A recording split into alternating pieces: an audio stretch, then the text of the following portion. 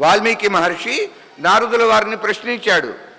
16 గుణాలు, ఈ 16 గుణములు సంపూర్ణంగా కలిగి ఉన్న మానవుడు ఈ కాలంలో ఎవడైనా ఉన్నాడా? గతంలో కాదు, భవిష్యత్తులో వచ్చేవాడు కాదు, సాంప్రతం. సాంప్రతం అంటే ఎట్ ప్రెజెంట్. కనుక ఒకటి గుర్తించాలి, వాల్మీకి మహర్షి రామాయణము రచించింది ఎప్పుడో?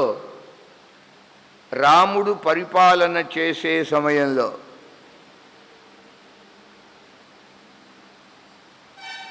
అందువల్ల తానే వింటాడు తన కథని.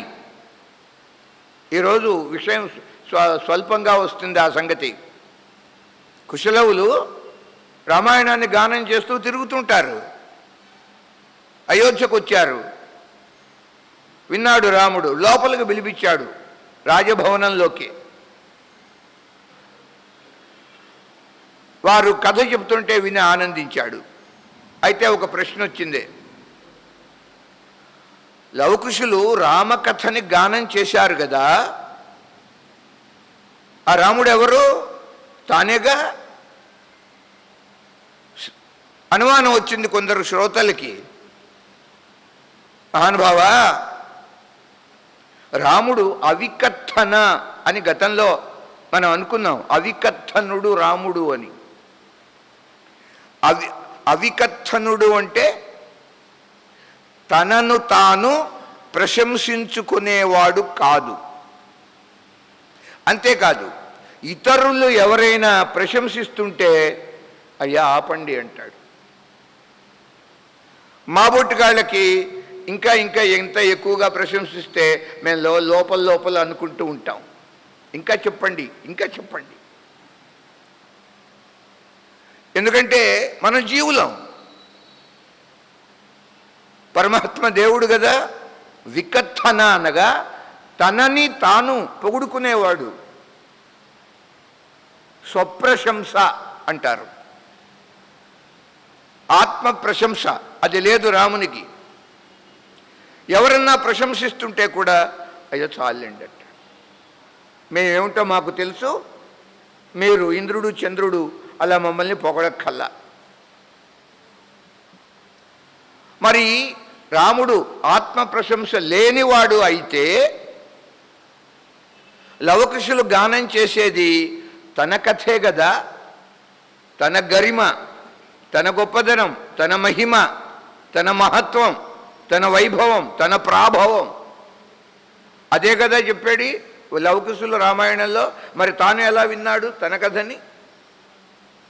అవికథనుడు ఎలా అవుతాడు? ప్రశ్న వచ్చింది.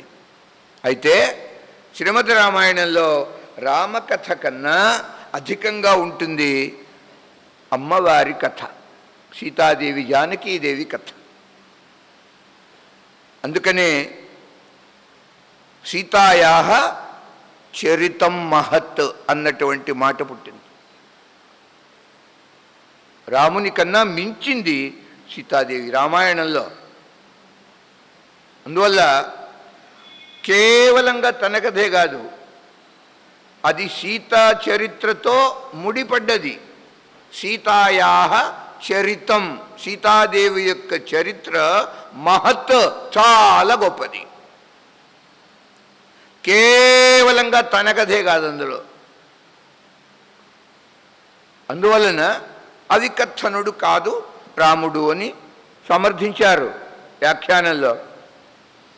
అటు సమయంలో సనత్ కుమారు దగ్గరికి వచ్చాడు రావణ.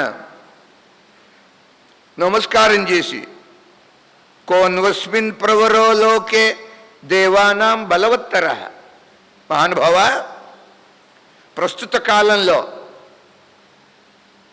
ఈ లోకంలో ఇంతమంది దేవతలు ఉన్నారు కదా, మానవుల్ని తీసేస్తా. మా మనిషి అంటే వీడికి అసలు లెక్కే లేదండి. దేవతలలో ఉన్న వాళ్ళందరిలో బలవంతుడు ఎవరు అలా అడిగాడు సనత్ కుమారుణ్ణి. అంటే సనత్ కుమారునికి వీడు శిష్యుడయ్యాడు.